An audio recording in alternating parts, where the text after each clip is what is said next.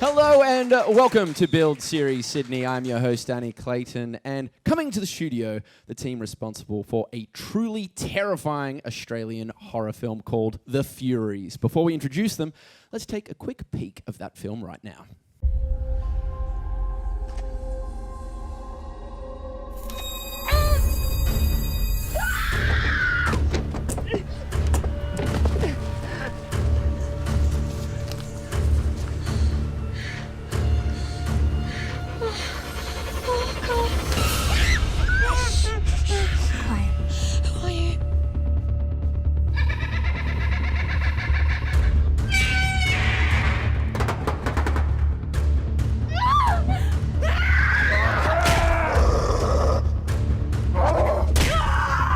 It's a game. There's only one way out. Win. It's like I'm seeing through their eyes. They've put these in our heads. I think that they're watching.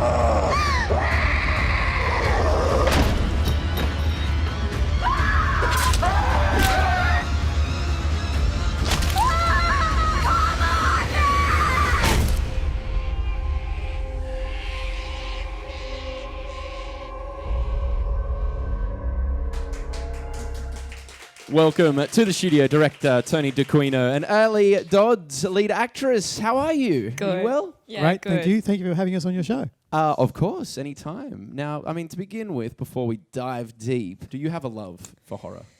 Probably, I think some early films that you watch, you kind of will wear sometimes in your work. I watched a lot, when I was a kid, I watched a lot of Buffy. I specifically remember it being Thursday, 8:30, and all my sisters, we would sit down and we would watch Buffy. So I guess I like that kind of thing about a girl fighting back, for sure. But outside that, no. Yeah. But I mean, Josh Whedon was just an incredible writer, and he really took the whole Buffy universe into the wildest of scenarios. But I mean, that's such a different kind of horror to the kind of horror that you would have grown up with. What were the films that really scared you as a kid?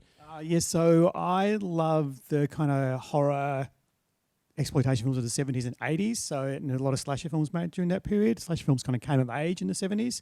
So films like The Texas Chainsaw Massacre, Halloween, Friday the 13th, The Burning, all those films are the films that I love that are kind of a little bit raw, a little bit anarchic and a little bit crazy. Yeah.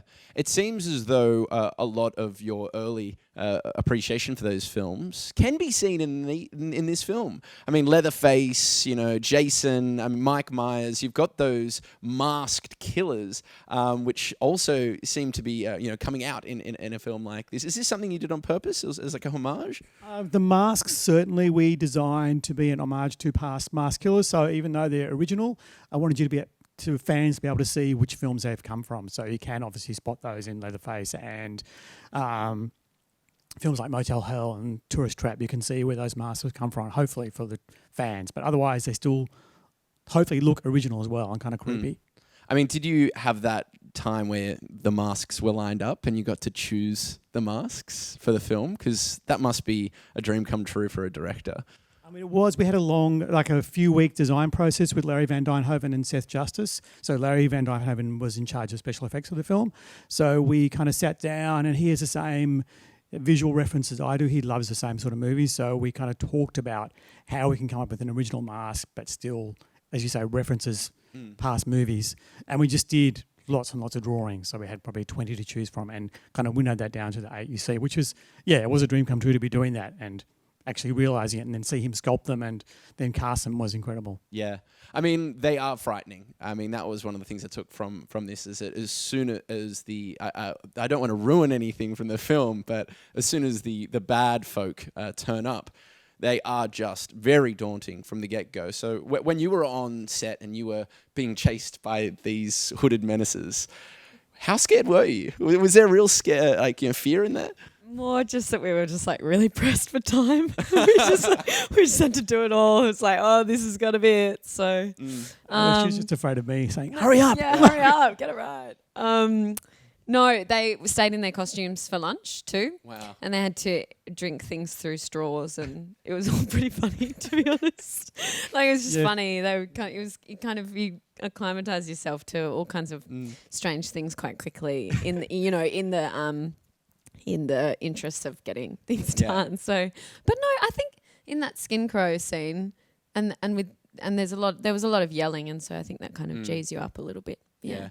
I've just got this piece of imagery now, like a hooded man covered in blood. I ordered a soy latte. Yeah. And they were kind of like, I don't know the material, like that they were... Latex. So in Canberra in March. So it's like still a bit hot and just kind of schwitzing, I guess. Like really just basically it's like you're wearing a wetsuit. Yeah, so it's like people are wearing like... a wetsuit for 4 weeks. And it doesn't get washed, so and So they smelt as well. Yeah. I mean, that was one of the really interesting things about Heath Ledger's Joker, is that he didn't shower. And so when he was on set, apparently he was daunting and scary, but also he smelt, so it gave the other actors a chance to get scared. Sensory, when you were trying to get yourself into that mindset and you were trying to get scared, I mean, how'd you do that? Did you go off into a room and scream? I mean, how do we go there? I did a lot of running. I did a lot of running like before we started doing the shooting for the day, just to like let my body... I think fear is quite a physiological thing. And it's also like a psychological thing. So, and then I remember I asked you one time mid-shooting about a horror film about Halloween, and you were saying that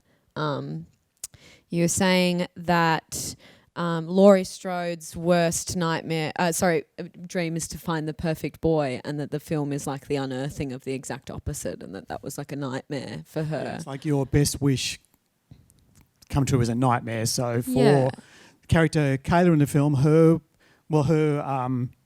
wish is to be with her best friend forever. So the film is the worst nightmare of that. Them being stuck together, not being able to escape. So. Or her worst nightmare is that she'll have to fend for herself, and she's thrust into that exact situation. So I think we have certain fears within ourselves that we can access, things that are resonant, and I think in a way that was kind of resonant, of having to really bat for yourself. Yeah. And also the sheer pace that we had to shoot at. So, and because Airlie's in almost every scene, you're pretty much on set every day. Yeah. So by halfway through the shoot, you said you were kind of exhausted. Yeah. And it really was... You stopped acting and was just trying to survive. Oh, gee, thanks. Just give that one away.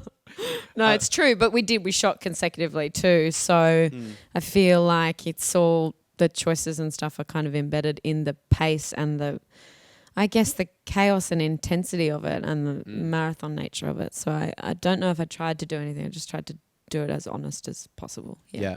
And then, I mean, from the get-go, when we're introduced to Kayla, your character, you kind of...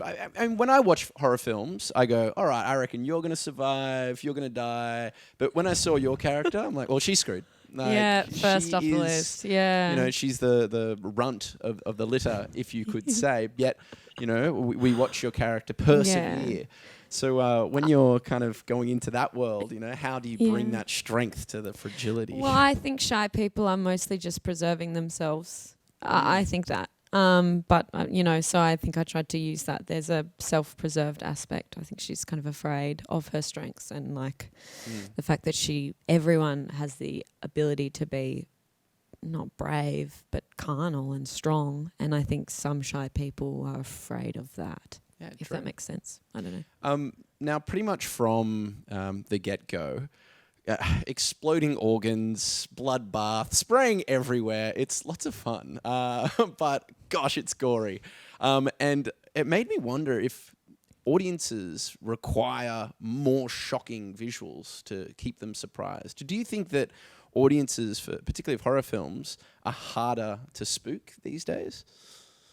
I think it depends on the film. So this genre of film, so it is a slasher film, so you have to have that. You have to satisfy the audience expectation, and it certainly was hard to come up with deaths that you hadn't seen before or were originals. That was part of the script in the first place. But I think, like you said, we have all seen so much by now. How do you surprise people? So that was a challenge, and a few of the scenes have worked that way. We got Best Kill at Fright Fest, and the scene that people see the film now will instantly recognise happens quite early on has shocked a lot of audiences around the world. So, which is fantastic. So, because that's almost impossible to achieve these days. I mean, you were up against 14 other countries. There were 78 films, and you won the number one death. Is that a trophy you hide, or is that a trophy you display on the family kitchen? I don't have an actual trophy for that yet. So okay. I'm waiting. But it would be on display, definitely, at the front door. And what is that trophy shaped like? Is it just a machete? Yeah, it's actually nothing. It's just Okay. Now, the particular death is very, very violent. I did want to know how many times it took you to get that. It was a person getting killed by an axe. Their face may have been ripped off. How many times did you get a chance to film that shot? So because we were a fairly low budget film, we didn't have a lot of time. Most of it's all prosthetic effects in the film. It's all real practical on set effects. So we really only had 1 or 2 chances to shoot everything. So it really had to work straight away, which added to some of the tension and terror. And luckily that effect worked immediately. Otherwise, we didn't have time to reset or rebuild the prosthetic or anything. So it really was just one take, I think, for that one. Yeah. And I'm often curious about, when you have such, violent films, what the vibe is like in between takes, because I've been told it can be quite fun. What was it like when, you hit cut for the day? I tried to make jokes, and no one was up for it by the end. I reckon. I tried to make some jokes, and I thought it was quite funny because it's a pretty euphoric space, like running and yelling and screaming, and so I think horror films are the most fun sets because you are playing in such a ridiculous space. It's such an over-the-top space. It is kind of, it is really just like a playground. So it is. There are a lot of laughs and ridiculousness on set. Yeah. I always wanted to do the when the clappers in front of your face, and on the last day I did my nose, and everyone was like, oh, here we go, oh yeah. But champagne comedy. Champagne comedy, that's it. It's so wholesome. So wholesome. But you're covered in always blood up at the for time. a laugh. Yeah. So I mean, this is a genre, I guess, which is explored thoroughly and enjoyed by people all around the world. So for you, Tony, did you have like a repertoire of tricks? Did you have ideas that you wanted to bring to this genre to spice it up? I mean, primarily, I did want to make a slash movie, but the problem with, slash movies as the cycle went on in the 70s and 80s did get problematic and did get quite misogynist. So I did want to address that in this film and have it really entirely about the women and their struggle to survive and make sure they all act intelligently and all have their own agency and not waiting for men to come and rescue them and are not doing anything stupid. They all essentially do the right thing to try and survive. So that was one of the issues I wanted to address with this film and set a slash film that was, just all about the women. Also, as for references and things I had in mind, I watched films obsessively since I was young, so all those things do come out in the movie. Not a lot of intentional things besides that aspect of the slasher movie. I hope that answers the question. Does that make sense? Yeah. I mean, is there a horror film trope that you think needs to die? The idea of unnecessary nudity really kind of annoys me, and also a trope is that thing of the woman just running and falling over and lying there uselessly, which I do kind of play with at the start of the movie to show how ridiculous it is, but then there's a reason why the woman can't get up. It's kind of obvious. So, yeah. This silly question, I know, but how much blood did you go through? Did you have like liters that you could? Yeah, I think we had 300 litres we went through. Okay, that's the answer I was after. Yeah, which wasn't enough. I was always like, more blood. There wasn't enough blood, so... And because I know that you're busy doing other roles. The Gloaming is something that's now in post-production. It's going to be a series on Stan.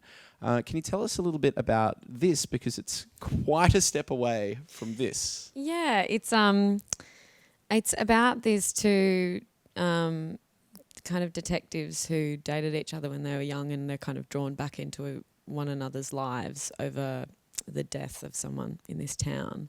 And then, Gothic. It's like a Gothic series, but I play a kind of pretty antisocial, whimsical person who's quite similarly kind of pretty torrid in her emotions, but doesn't really let it out. So yeah, it was different, but kind of gloomy, where this is like crazy and like anarchic and intense. Yeah. Yeah. So I think it sounds a little bit more subtle. Just a bit. Just a touch Just a more little subtle, bit. less Yeah. blood. That's And how fun. did you find that, filming, those side to side, did you find one easier than the other? Do you find the bigger kind of things at stake easier to be in rather than harder?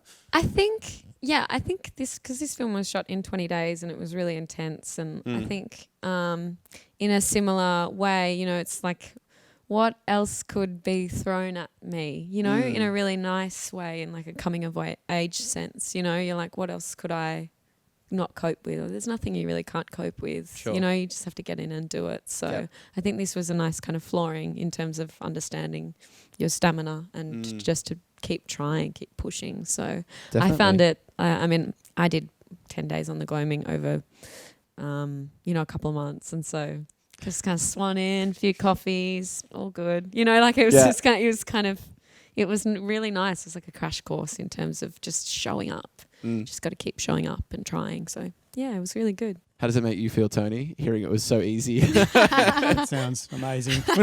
Yeah. Love that sort of schedule. Yeah. No, So- it's good. So how did you make a shoot which only lasted 20 days work? I mean, the challenges that must face a director when given such a small time frame must be astronomical. I mean, what was the hardest thing? The hardest thing was, you were just always racing. I think this happens on every low-budget movie.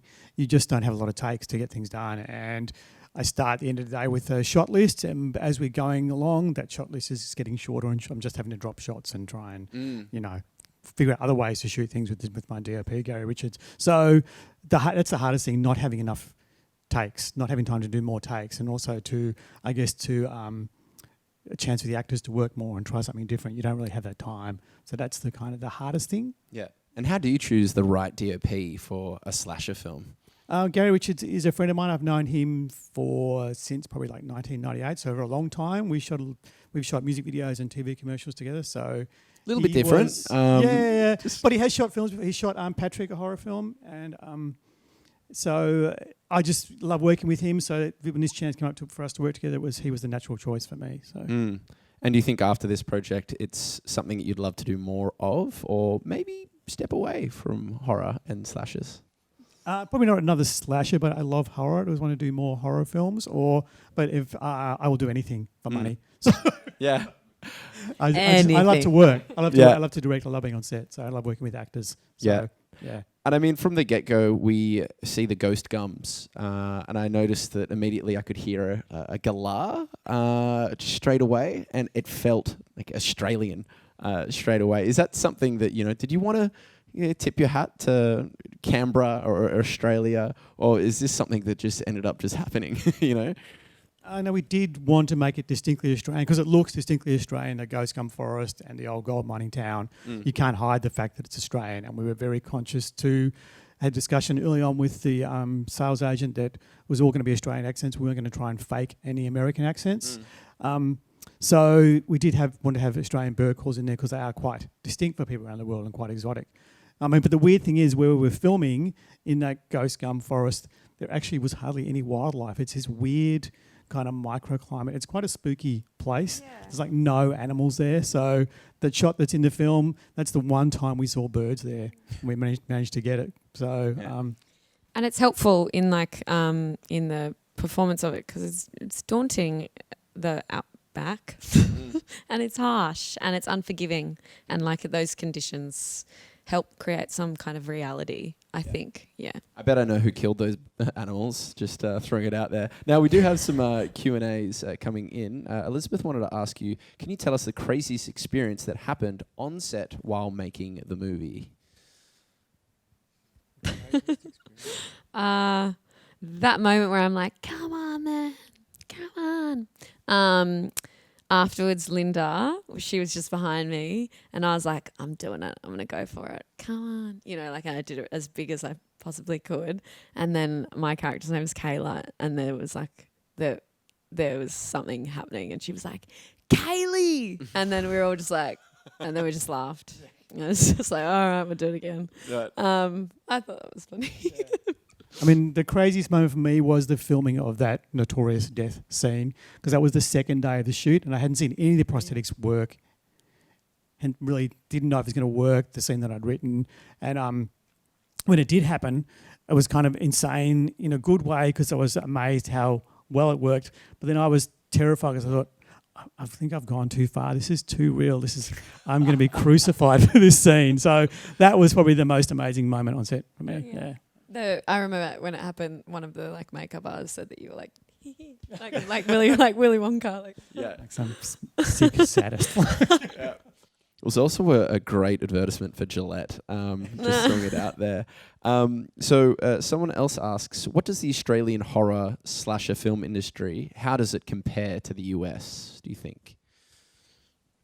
I think we do those Australian films, I guess, talking about films like Wolf Creek and probably the Furies, are quite distinct in some ways, because they are often very raw and I think a little bit they're coarser. Coarser? Yeah, they're coarser. Yeah. They go into darker aspects of being Australian, like the past or what our capabilities are, and like as you say, because they're out back when people aren't watching, that aspect of if people aren't watching what's going on, what can happen, and the unforgiving nature of our country, the conditions of it, and the past, and you know what I mean? I think that bleeds a lot into films like Wolf Creek, Snowtown, you know, I think that, Where the landscape almost becomes a character in itself. And it adds to the horror. Oh yeah, for sure. Yeah, Definitely. and showing a film overseas to people,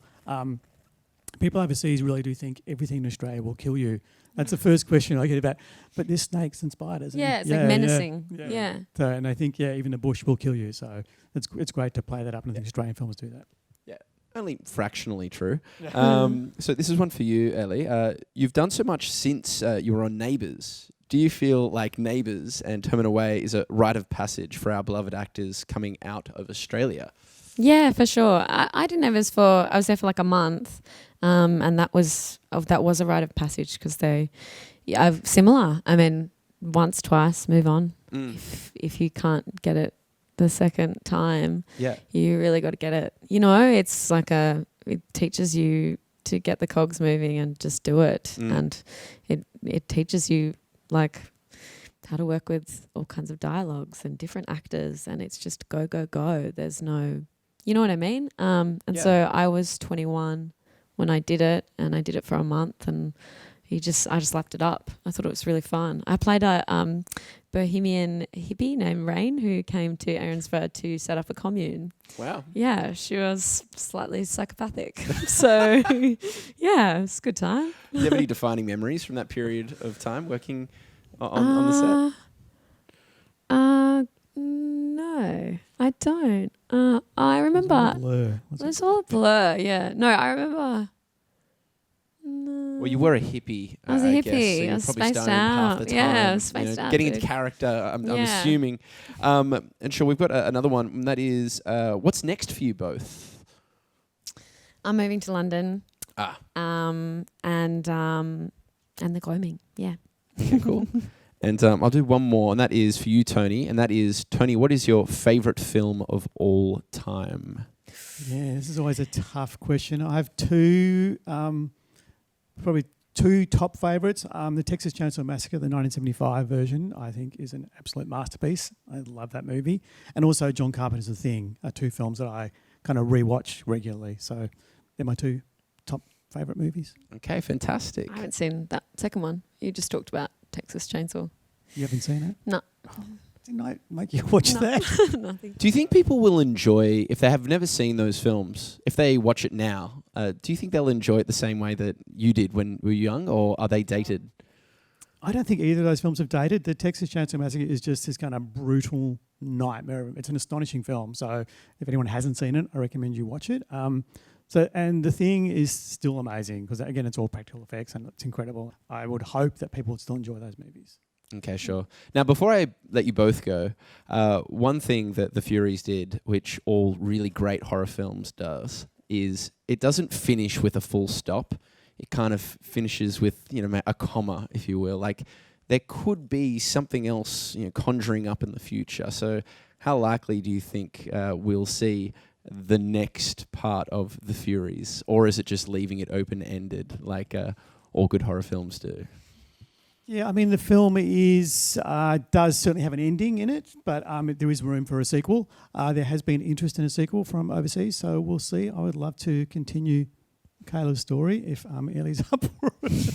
Do you have the emotional right strength to get through that? Are you fit enough to run through more forests? Yeah, I think it's a character which, like, if people do respond to it, it has a sense of weight to it, So, yeah, it'd have to be kind of thought about and, yeah. Awesome. Well, Airlie, Tony, thank you so much for joining us here on Build. Round of applause. Thank you. Thank you. You are watching Build Series Sydney, the cast of the Furies.